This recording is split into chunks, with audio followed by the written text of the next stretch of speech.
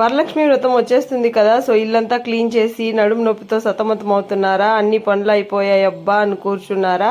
So అలా అయితే లేయండి, ఈ సున్నుండలు చేసుకొని తినండి, మీకు ఇంకా మంచి హుషారు అయితే వస్తుంది. వెన్నులో మీకైతే మంచి ఎనర్జీ అయితే ఉంటుందన్నమాట. సో ఇది వచ్చేసి సున్నుండలు అనమాట. ఫస్ట్ ఉద్దిపప్పు నేను ఒక గ్లాస్ తీసుకున్నాను అనమాట. చాలామంది పొట్టు మినపప్పుతో కూడా చేస్తారు, సో మేమైతే ఇలా చేస్తానన్నమాట. సో మా అమ్మమ్మ చిన్నప్పుడు చేసి పెట్టేది, బలంగా ఉంటారు అమ్మాయిలు ఇవి తింటే అని చెప్పి. సో నేనైతే మా అమ్మమ్మ చక్కెరతో చేసింది, నేనైతే బెల్లంతో చేస్తున్నాను. ఫస్ట్ టైం ట్రై చేశాను అనమాట. సో చాలా సింపుల్ ఇంగ్రీడియంట్స్తోనే చేసేసాను. సో ప్రతి ఒక్కరింట్లో ఉద్దిపప్పు అయితే ఉంటుంది కాబట్టి, సో ఉద్దిపప్పుతో పౌడర్ చేసేసుకోండి ఇలా బరగ్గా. సో ఆ తర్వాత చేసుకున్న తర్వాత మనం బెల్లం అయితే వేసుకోవాలన్నమాట. సో మీకు బెల్లం ఇష్టం లేదు అనుకుంటే షుగర్ వేసుకోవచ్చు. సో నేనైతే బెల్లం కూడా పౌడర్ పెట్టేశాను. ఆ తర్వాత నెయ్యి చాలా పడుతుందండి. సో మీ ఇంట్లో నెయ్యి ఉంటే మాత్రమే ఈ రెసిపీ అయితే ట్రై చేయండి.